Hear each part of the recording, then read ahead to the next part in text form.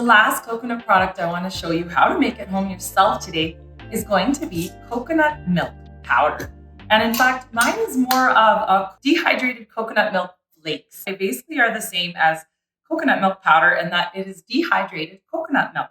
Now, this is my homemade regular dehydrated milk. And you can see that this is a high fat milk as well. And you can see it blends right down into a nice powder. So I'll show you how to do this another day if you can have dairy.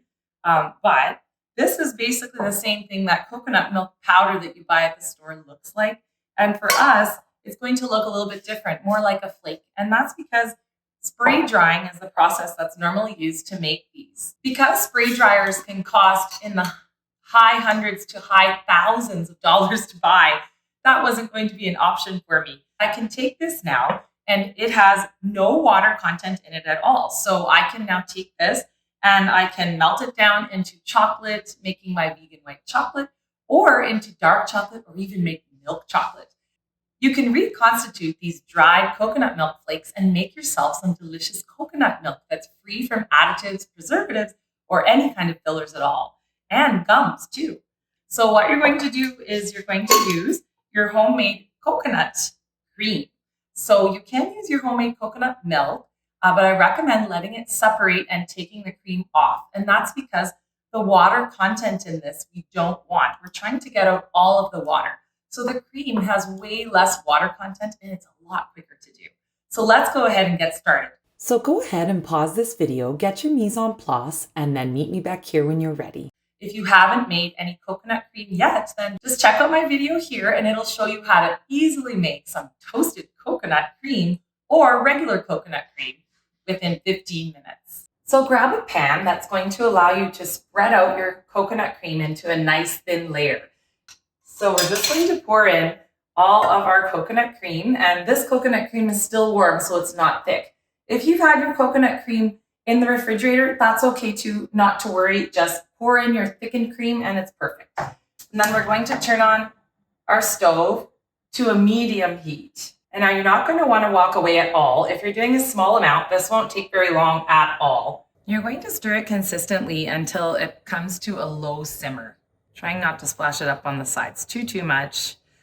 So we're basically just going to try and get rid of any of the extra moisture that is within it, as we don't want any water in it whatsoever. I mostly use my dried coconut milk to make chocolate at home, so I don't want there to be any water left in this at all, because if there is water in it, then it's going to cause my chocolate to seize. So once you see that it's at a light simmer, you're going to turn it down and just continue mixing. So my coconut milk powder or flakes is still a little bit of moisture in it because it has the majority of the oil from the coconut in it. That's why mine doesn't turn into a powder. I would have to add a lot of arrowroot powder or tapioca starch or something along those lines in order to absorb all of the oil. So instead, I just put a little bit, about 5% of the total weight of arrowroot powder, just to keep the flakes from totally globbing up and sticking together. But if you don't want to do that, you could actually just make this into a dried coconut milk paste instead of a powder or flakes. You want to keep it at a little bit of a low simmer, so you may have to adjust the temperature. Now you can see there's just gentle bubbles there happening. This is only going to take us about 10 minutes in total. You can see it's starting to thicken up, and it may start to get a little scorched on the sides, and don't worry about that if it does. Just try not to scrape it down too much. So you're just going to continue stirring until it reaches the right consistency, which is that of a sort of a thick paste. And you're going to want to make sure to watch that it's not starting to separate. You'll see if you overcook this that it will begin to separate around the edges, and you will see oil, that's the coconut oil, separating from the milk solids. So you want to stop heating it before that point happens. So when it looks about like mine does now, you're going to actually turn off the heat and remove it from the heat. So now we're on to the final step. And for this step, we're just going to actually dehydrate this now. And we have a few different options to dehydrate this coconut cream. You can either use a dehydrator if you have a dehydrator. You can use a dehydrator setting on your oven, or your oven turned on the lowest possible heat with perhaps the door cracked open, Or you can just spread it out and leave it sitting on your counter in a sunny windowsill. I've tried all different ways, and the best way is actually with a dehydrator. I found that the dehydrate setting on the oven is actually a little too warm. And because we have coconut oil in this, it's going to actually continue to melt. So I found it really difficult to dry out. Whereas in the dehydrator, it dried out really quickly.